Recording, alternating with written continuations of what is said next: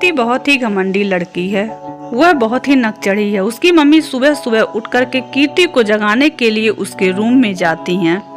बेटा उठो, तुम्हारी 2 महीने में शादी है, इस तरह से काम नहीं चलेगा। तुम यहाँ चाहे जैसी रहोगी, ससुराल में जा करके खाना तो बनाना ही पड़ेगा।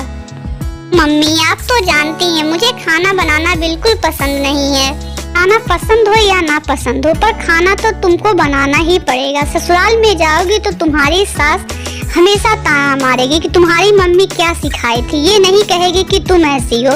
जाओ आटा गूंथो और खाना बनाने की तैयारी करो।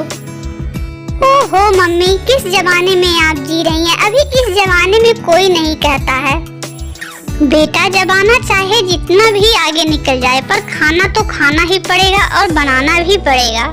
मम्मी पंचायत मत करिए, मैं खाना बनाने जाती हूँ। लेकिन बेटा यहाँ सारे आलस छोड़ के जाना, और ये नहीं वहाँ सोच के जाना कि मेरे बाप का पैसा है तो मैं इस तरह से रहूंगी।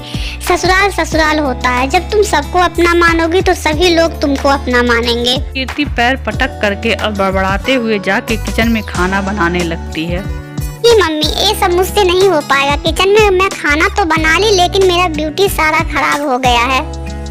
वो तो मैं देख ली, खाना तुम तो अच्छे से बना ली, और बेटा ब्यूटी तभी काम करता है जब तुम काम करना जानोगी। देखते समय निकल गया और कीर्ति की शादी भी हो गई। कीर्ति शादी करके अपने ससुराल में आ गई। सभी लोग बहुत खुश थे, चारों तरफ खुशी का माहौल था। और अगले दिन जब कीर्ति उठती है तो किचन में जा करके देखती है।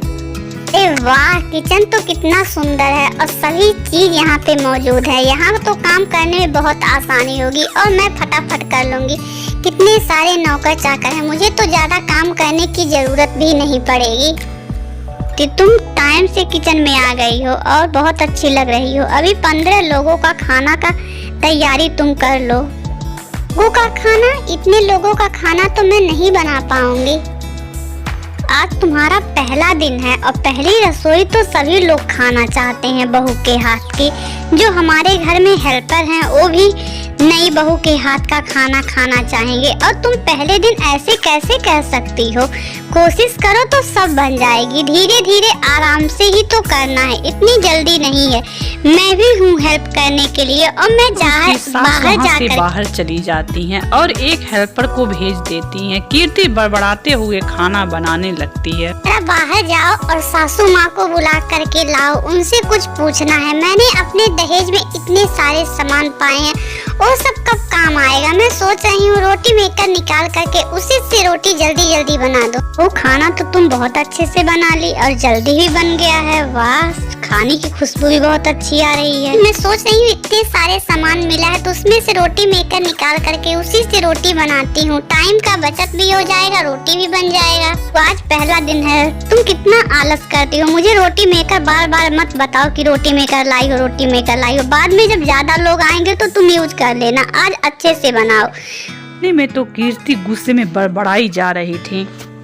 माँ सच ही कहती थी, ससुराल में मेरा नहीं चलेगा। ससुराल ससुराल ही होता है। कितने भी ये लोग पैसे वाले हैं, लेकिन पैसे का यूज करना नहीं जानते हैं। मुझसे हाथ से गर्मी में रोटी बनवा रहे हैं। खाना देती है और सभी लोग खूब तारीफ करते हैं, लेकिन कीर्ति का मन खाने बनाने में नहीं लगता था और वह अपनी रोटी मेकर मशीन निकाल लेती है बिना सास के पूछे हुए, और उसी में रोटी बनाना भी वह शुरू कर देती है। उसी में रोटी बनाना कितना आसान है, फटाफट रोटी भी बन जाता है। माँ जी को तो इसमें पता नहीं क्या बनाने में प्रॉब्लम है। चलो सब लोग बैठ गए हैं खाने और मैं सबको फटाफट दे देती हूँ खाना।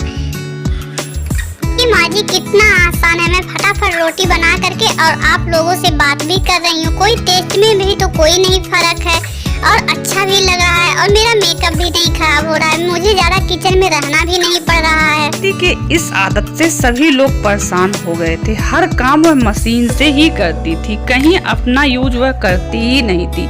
एक रोटी बनाना हो या 2 रोटी बनाना हो, वह मशीन का ही यूज करती थी। एक बहू, इतना आलस करना ठीक नहीं है। तू हर काम में आलस कर रही है। कभी ऐसा हुआ कि हाथ से कोई काम करना पड़ेगा तो तुम कर ही नहीं पाओगी। अभी उम्र ही क्या है तुम्हारे, अभी कोई एक बच्चे भी नहीं हुए हैं। तुम ऐसे बैठी बैठी तो शरीर तुम्हारा खराब हो जाएगा। कीर्ति को इन बातों से कुछ फर्क नहीं था। एक दिन अचानक मौसम बिगड़ गया, बारिश का मौसम आ गया था और कीर्ति सोची कि अब रोटी मेकर में जाकर के मैं रोटी बना लेती हूँ। सभी तरफ वायर में लाइट उतर गया था। कीर्ति बार बार पलक दबाती थी और खोलती थी, लेकिन वो नहीं चालू हो रहा था। तभी अचानक उसको लाइट मार देता है और उसके आदमी आकर के जल्दी से उसको बचा करके हॉस्पिटल पहुंचाते हैं। कीर्ति को बड़ी मुश्किल से डॉक्टर बचाते हैं। कीर्ति को अपनी गलती का एहसास होता है और वह सभी से माफी मांगती है। बोलती है अब मैं ऐसा नहीं करूंगी, अभी आलस नहीं करूंगी। उसके समझाते थे तब नहीं मानती थी, अभी समझ में आ गया ना। सुबह उठ करके तुम थोड़ा इधर उधर टहलोगी, अच्छे से चलोगी, तब तुम्हारे में खुद तुम्हारा आलस खत्म हो जाएगा। कीर्ति में बदलाव भी आ गया, वह ऐसा ही करने लगी। कुछ दिनों में ही वह अपना आलस छोड़ करके घर परिवार को अच्छे से चलाने लगी।